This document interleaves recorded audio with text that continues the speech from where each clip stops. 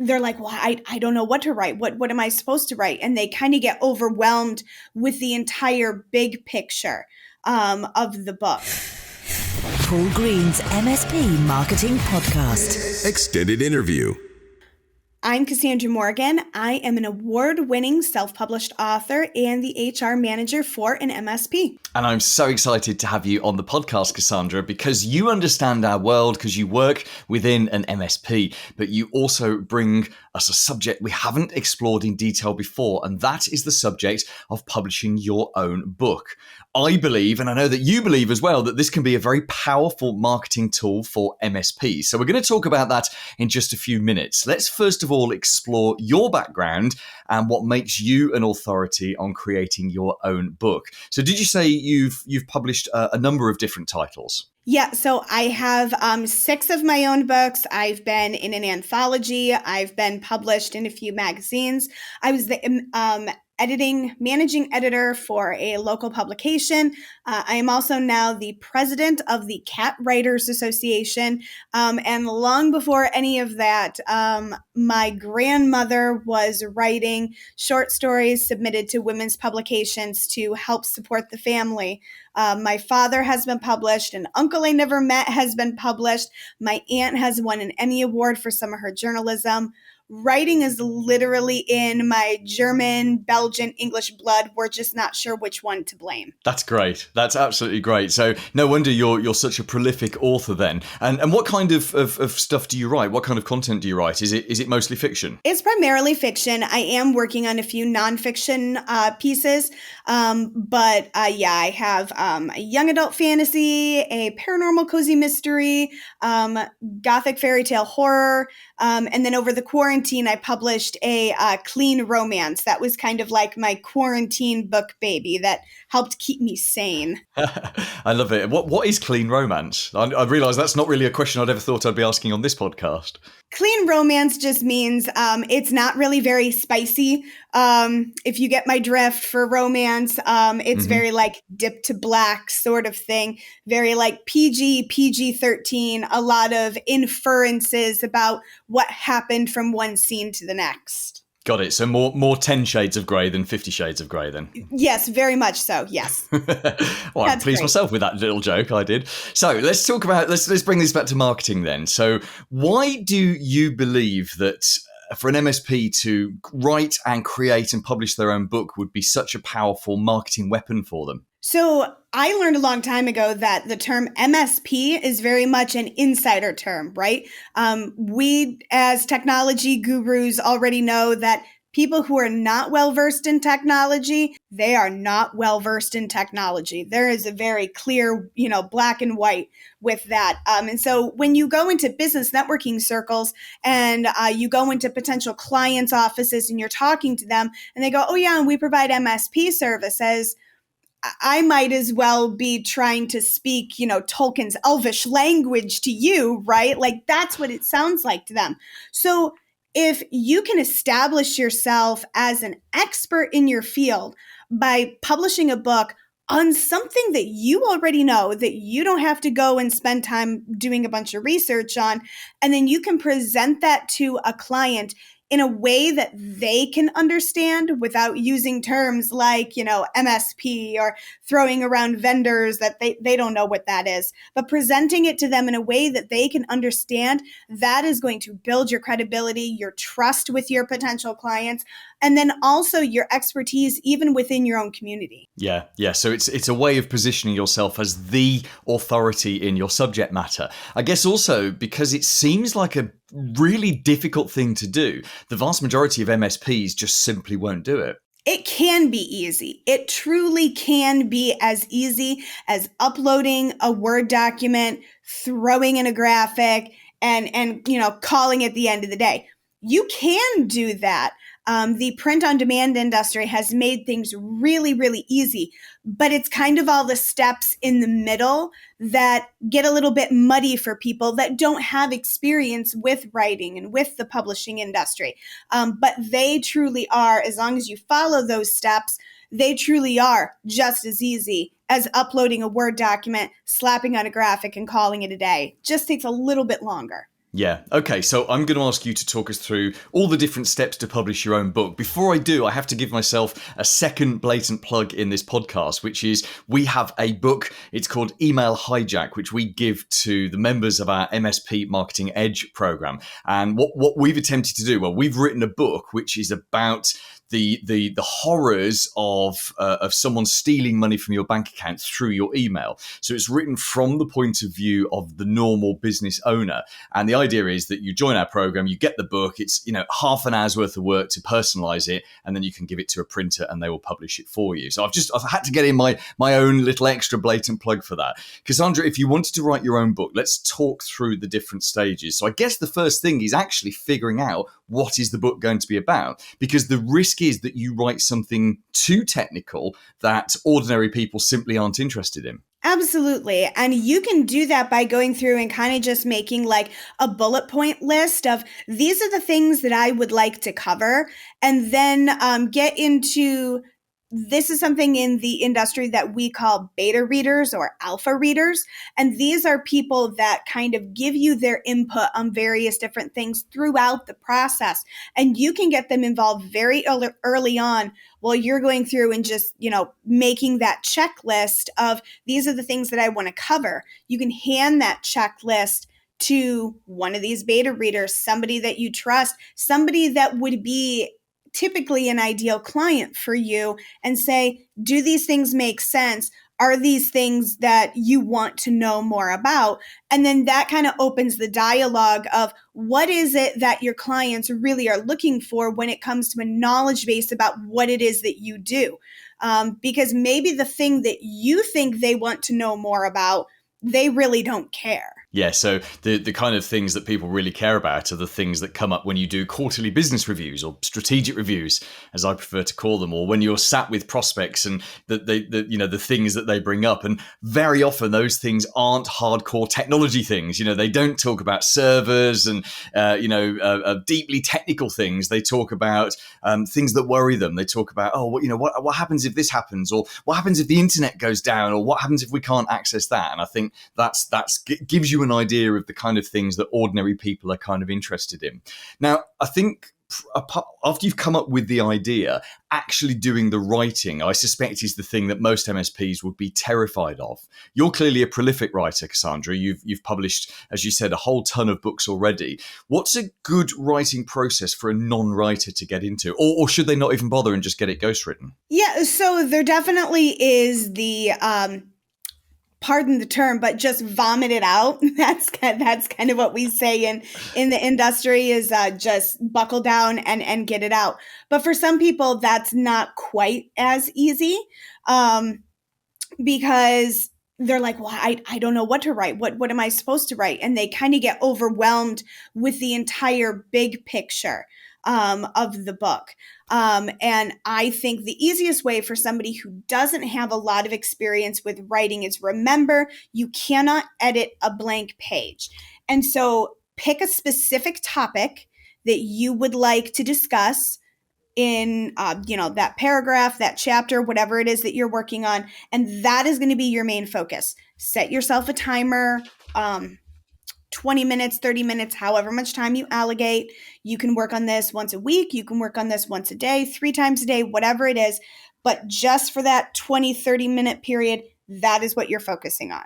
Okay, so you're essentially turning it into a small task. I mean, that's really the secret of achieving anything big, isn't it? It's breaking down a great big, huge project that seems too much. It seems unsurmountable. It's about breaking it down into tiny little steps. Absolutely. Absolutely. And when you start talking about story structure, even in the sense of fiction, there are very specific arcs. I don't know about you, but there are some movies that I'll go and see in the theater, never seen it before a day in my life, brand new characters, and I can predict what it is that they're going to say almost to the word at the exact moment. And that's because they follow a specific formula. They follow very specific steps. certain things happen at specific times. And you can look at that and apply that even just to your own self when it comes to managing, right? This is the specific time of day that I have my coffee. This is the specific time of week that I have this business meeting. So just apply that to your writing, and then you break that specific task into even smaller ones. This is my writing time. This is the chapter I'm working on today. This is my writing day. This is the topic that I'm covering in this chapter today. Set the timer for 20 minutes, 30 minutes. There you go. Brilliant. What about, let's circle back to ghostwriting. So what about finding a ghostwriter? Is that something you would recommend to people who absolutely have this fear of writing? Or do you think that ghostwriting is actually just a way of making a difficult job even more difficult? If you have no experience with working with a ghostwriter, I would tell you to go out and find somebody who does. Ghostwriting is very popular for a lot of these very prolific authors. So think like James Patterson, Nora Roberts. What they're doing is they're giving their basic core outline to somebody, and then the ghostwriter is writing it, giving it back to them, and now all they have to do is edit it from that point. Wait, hang on. Are you saying James Patterson doesn't write the books? He just comes up with the ideas, someone else writes it, and then he just tweaks the content? Maybe. Did I just drop some tea? I'm sorry. Possibly. Yes, possibly. So the problem is for people that are just starting out in this industry, if you don't have other more experienced people that you can go to with questions, you are going to get scammed so fast and so easy. So you have to read a ghostwriter's reviews, have your business attorneys check over the contracts. If they don't send you a contract, that's a red flag right there. So just make sure that you're doing your homework like you would for any vendor that you're potentially going to use within your own business. You want to make sure that if this company is trying to sell you that they have really great data security tools, and then you find out that, 2 years ago they had a major security breach, that might not be a person that company you want to work with. Same thing applies to ghostwriters. Ghostwriters can be very, very helpful if you are busy, if you are just don't have the skills for writing, that's okay too. But you have to do your research or you are really going to get taken advantage of. Yeah, that makes sense. Okay, so you've got your manuscript. I guess the next step then is actually getting your book designed. Is that a lot harder than people think it is? Yes and no. There are a lot of tools out there, even free tools that can help you design it. It's just how much time do you have to dedicating to learning that platform, as well as what are the industry standards. So can I poke fun at you for a minute on something? Yeah, sure. Because I have one of your books. Oh, no, really? Yeah, I'm sorry.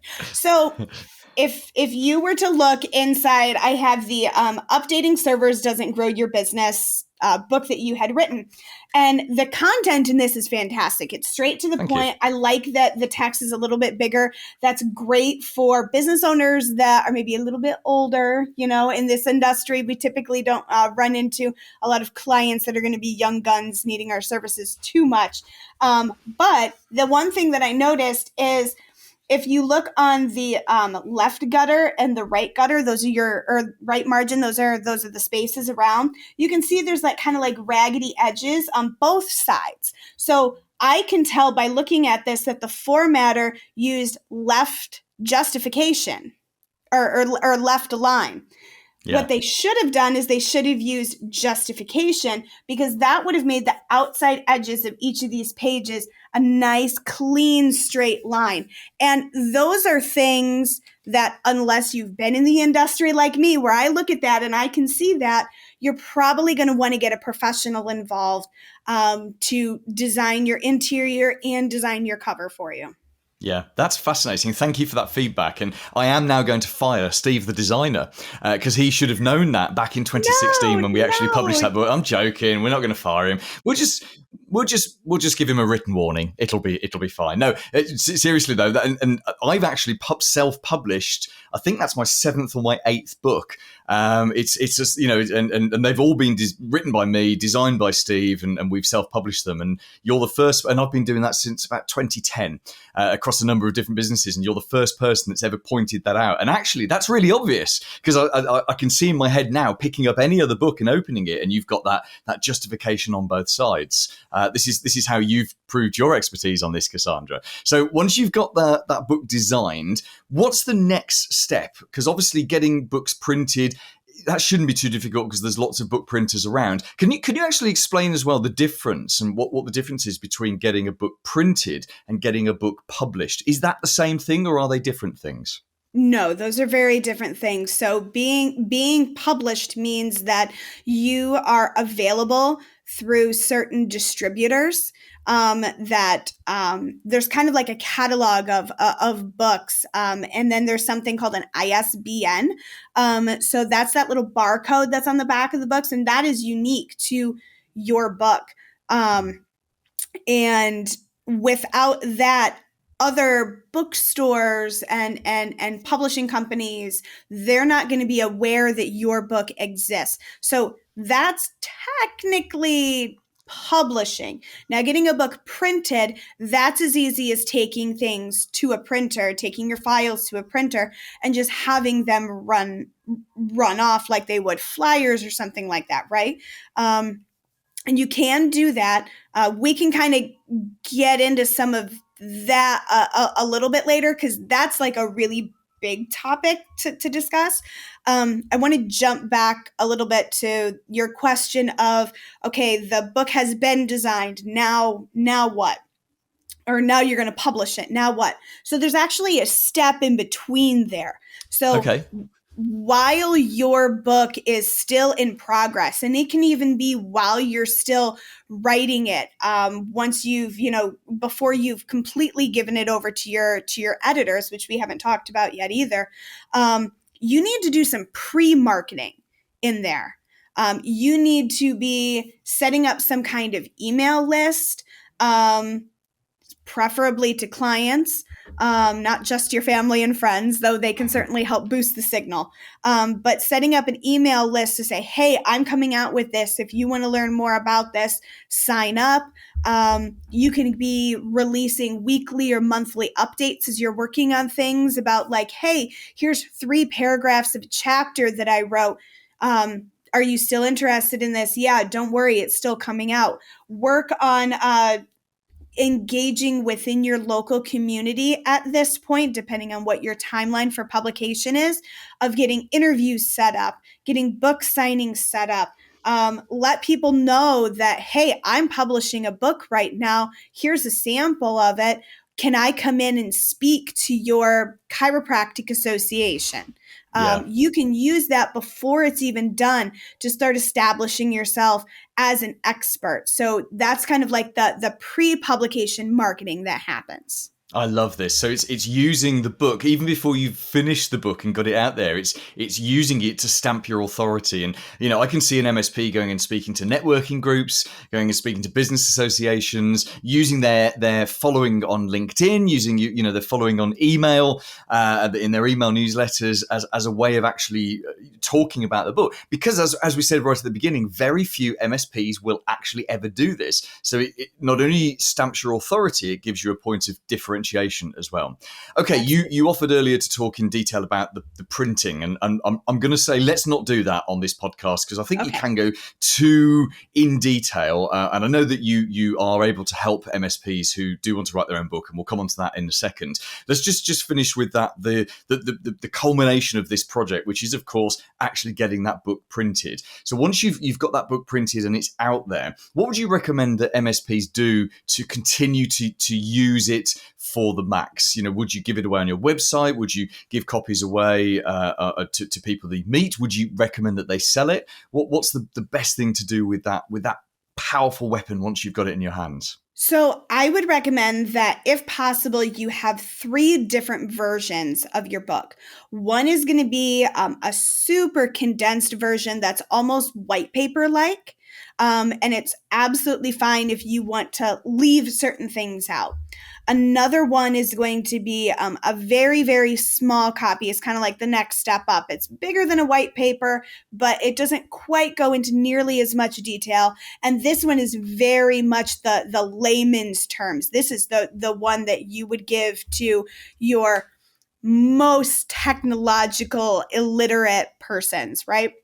And then your last one is going to be your big fancy one, okay? So if you are not doing ISBNs and you're just going through and getting these printed at a Kinko's or wherever, then you can use the same covers for all of those as well, okay? So your white paper version, that's going to be the one that you give away for free on your website. This is the one that entices people to want to learn more. This can also be the sign up for my email list and get the first chapter free kind of thing. You can do that as well. So your medium version, that's going to be the one that you give away in your business promotion box. If you're doing any kind of speaking engagement where they've asked you to provide something for every single person, you can do that. And then your big version, that's the one that you can sell. Or if you're doing a speaking engagement and you just want to give one away to somebody, you can give that one away. And that's the one that you would really invest in doing, like dust jacket if possible, hardcover if possible.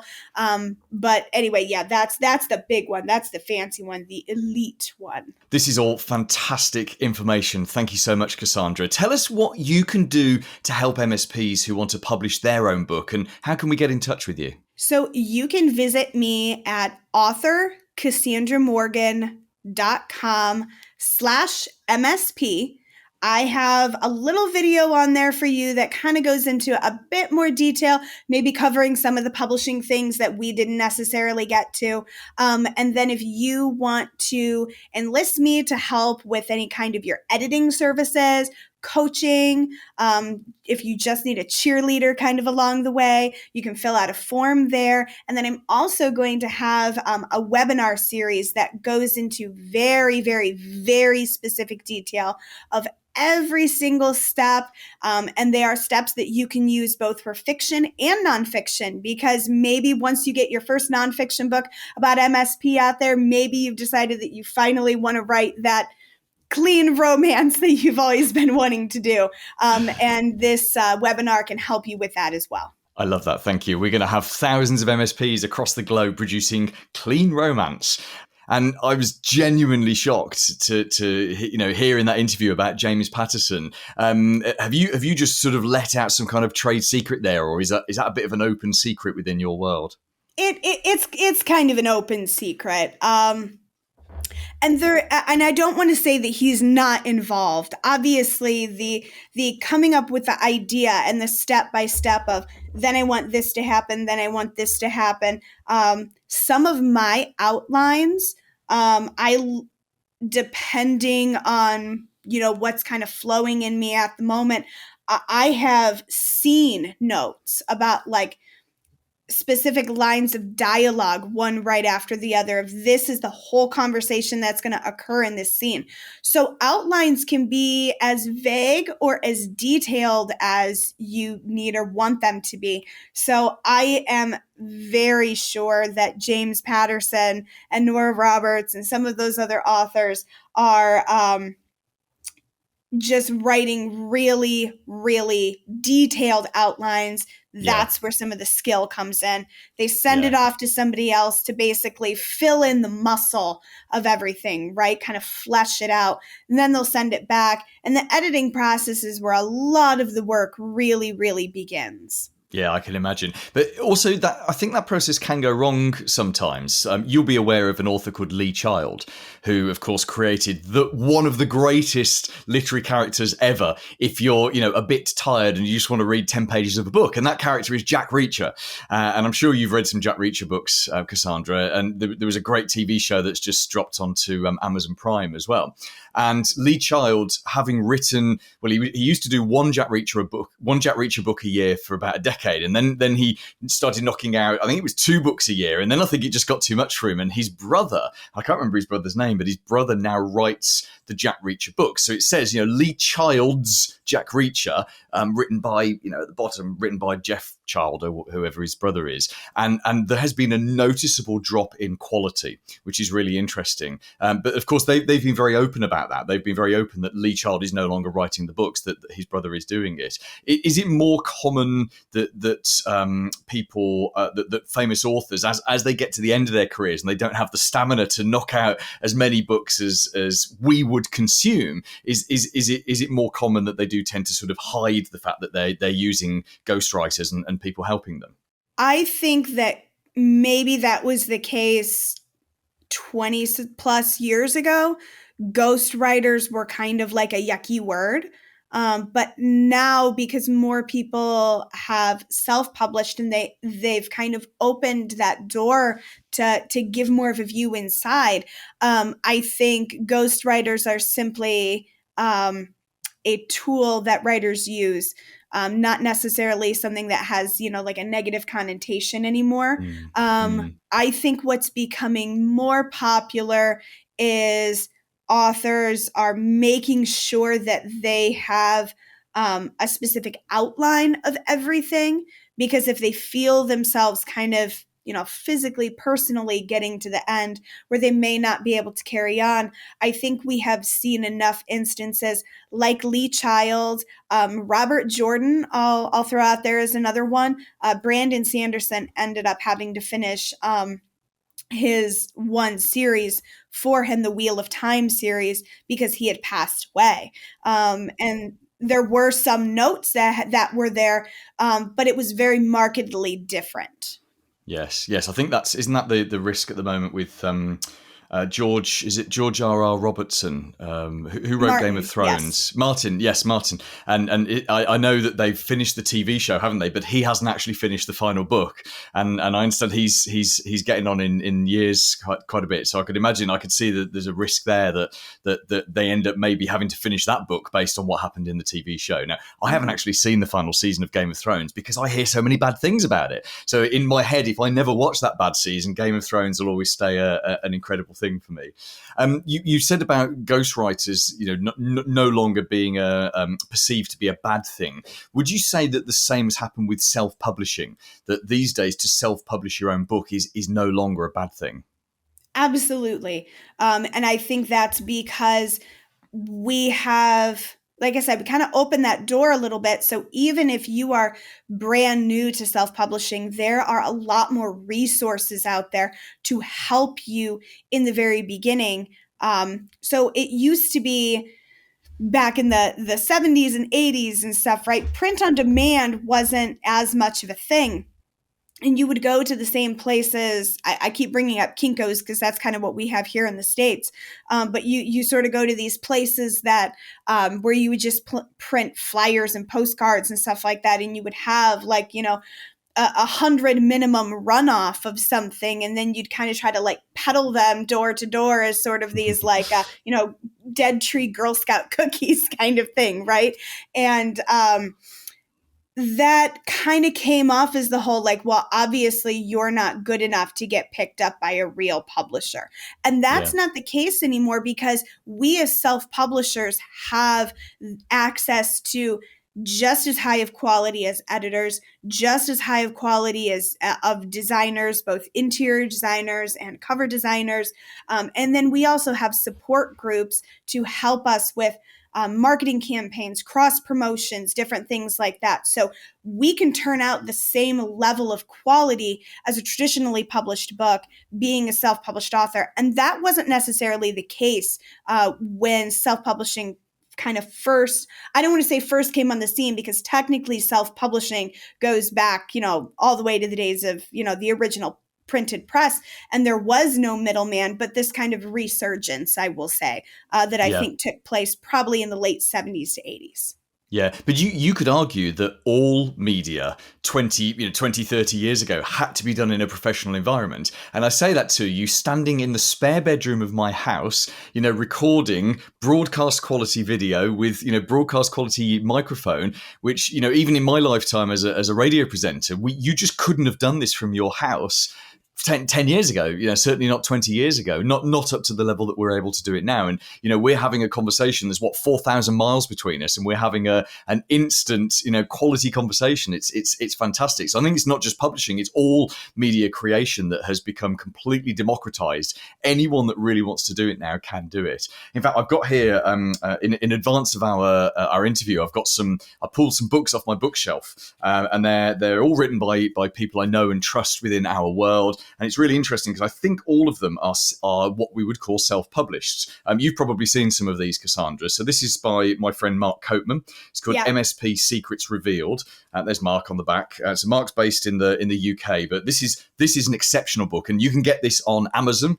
And he basically emailed, about 1,000 people and said, what's a good piece of advice that you would give to MSPs? And I'm in here somewhere as well. And he's pulled together a collection of incredible ideas. In fact, this is my go-to book. If ever I'm stuck for, what are we going to talk about on the podcast this week? And Mark knows this. This is my go-to book. So that's a great book.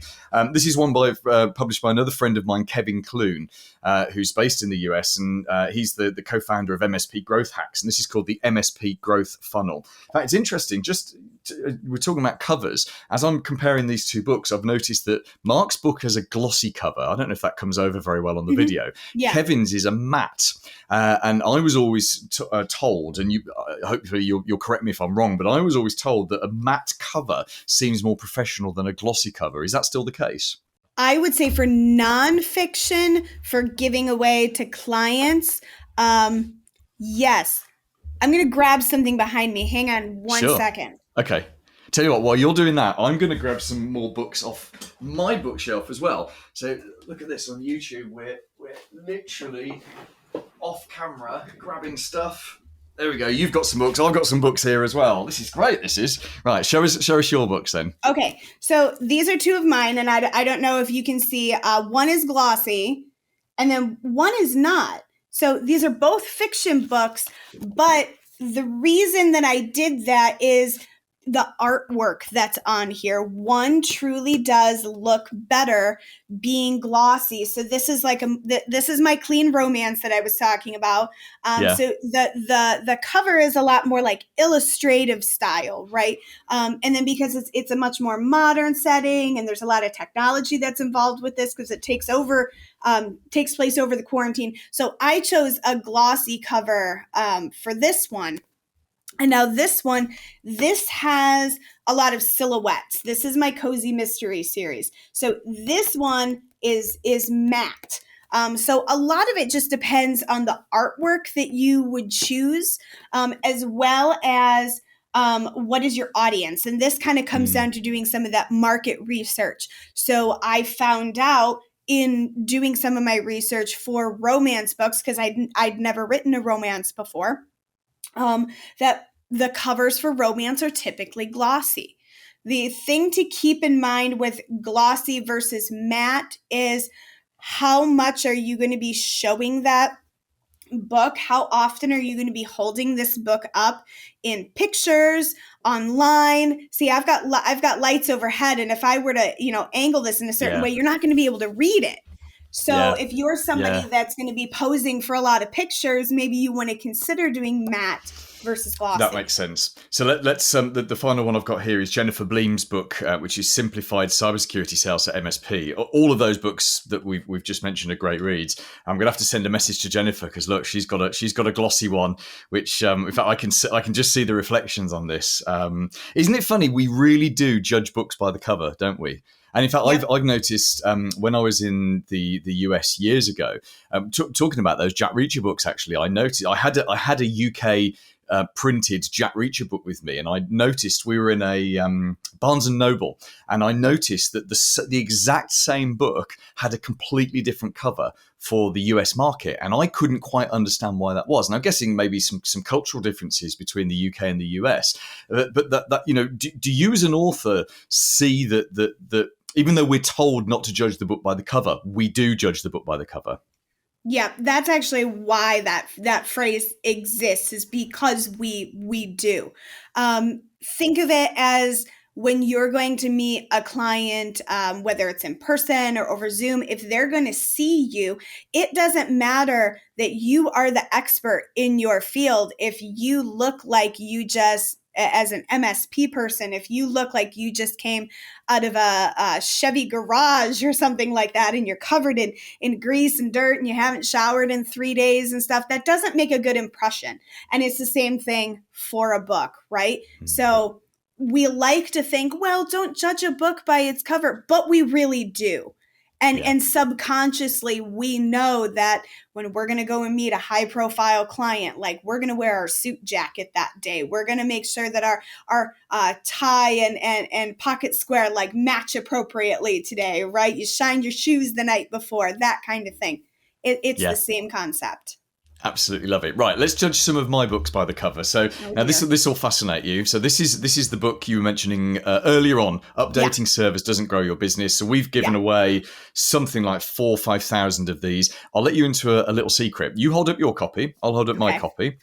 Your copy is darker than my copy. So you actually have a copy of the book that I've never had in my hands, because the book you've got were printed in Chicago, Detroit. I've never had a copy. We never bothered having one sent over. We just trusted the printer. This one was printed in the UK, and in fact, you can even see if I hold it up, it's got my old logo on. So we used to be called IT Support Marketing, and yours says MSP Marketing, which is really interesting. So there we go. That's on that one. Right. Let me show you some of my older books. So.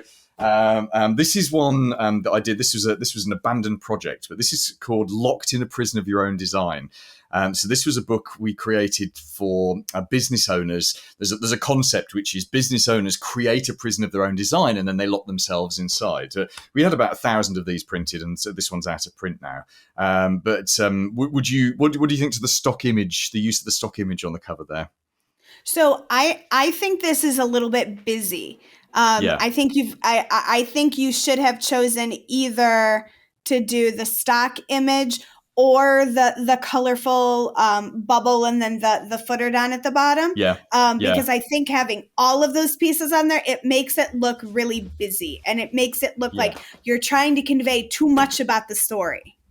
Okay, that's interesting. Right, let me show you a few more. What have we got here? So you're going to say exactly the same things. I'm looking at them now and I'm thinking they're all busy, which means that you've earned yourself a consulting gig when I come to do my next book. So this was a book I wrote for dentists. So I used to have a marketing agency. I sold it in 2016, and it dealt with veterinarians, dentists, and opticians. So we basically we used the books as something called a lead magnet. So we gave all of these books away for free. What you see here are we probably gave away around about 15,000 copies of these books to business owners, which was how we built our email lists. And off those email lists was ultimately how we got clients. So I was very happy to give these away. So these were the ones for the dentists. I was so happy for this because the root of the problem, that was my little play on words. But as I'm talking now, I can see that's too busy. There's too much on there.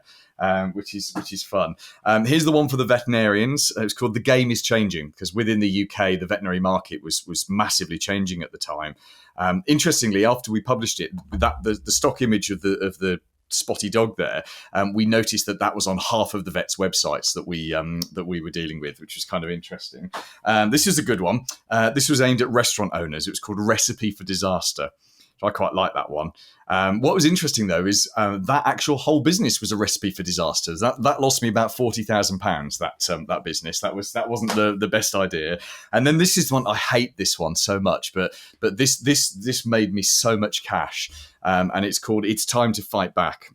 This was my very first. Was this my first book? No, it wasn't. There's an earlier one. This was my second book. I'm going to show you the first one in a second, and you'll laugh. So this one just seems like such an amateur cover, but as I say, we made a ton of cash off this. In terms of it generating leads. What would you change on this cover, Cassandra?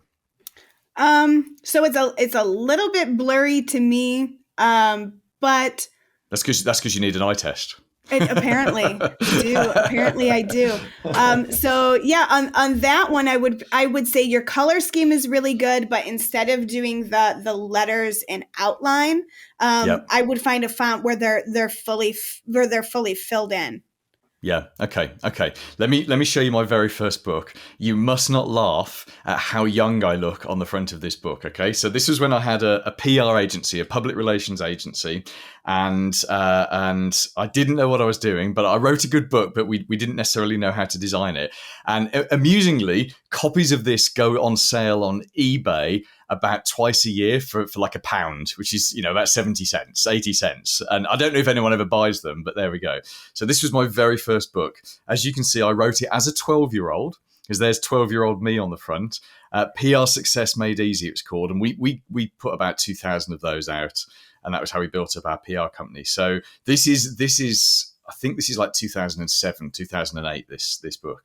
Yeah, that cover actually isn't that's not too bad, especially for the time period. So I think you did good there. I can show you my first cover if it makes you feel better. Yeah, go on then. Why not? Okay. If we're going to do this. Okay. This is fun. We've never done this before. I think one of the things to keep in mind too is when designing a book cover, it's really important to make sure that you get somebody that understands specifically book cover trends and for that market, right? So I have 2 designers for these 2 different covers, because this person is more familiar with this genre, and then this person's more familiar with that, right? So my mistake when I did my very first cover is I went to my friend who had just gotten into college to be a graphic designer. Now, her goal was to work at Pixar. So she was taking a lot of like animation stuff. And then the other thing that I did is I came to her and I said, hey, so I want this and I want this and I want this and I want this. And this is what I ended up with. So this is the difference between hiring somebody who is just a marketer and a graphic designer and somebody who actually understands. And I didn't even grab the book cover for that one, for the new updated one. So that this conveys the story so much better. Than this one, right? Than the creepy eyes girl. Yeah. It could have been worse. You could have ended up with Buzz Lightyear, sat at the top of that book. It's fascinating, isn't it? And it comes back to what we were saying earlier about the book and the cover. Okay, final question for you, Cassandra. What are you working on right now? So I have a number of projects that I'm working on. I'm working on the 4th book in my Paranormal Cozy Mystery series, the 3rd book on my Young Adult Fantasy series.